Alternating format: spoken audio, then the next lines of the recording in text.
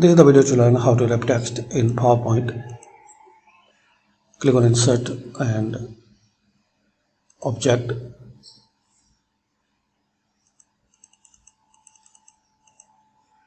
Here, Microsoft Word document. Click on OK. Insert your text and to insert the picture,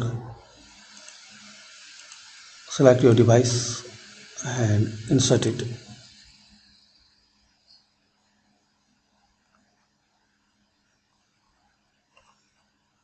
Click on it in the wrap text, select Tight.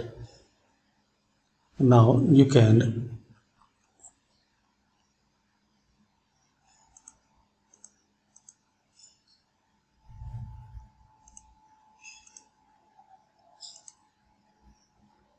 select your picture.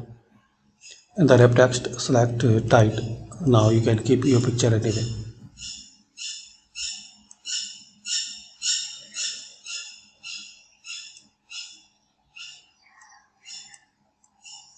Like this. Now double click anyway.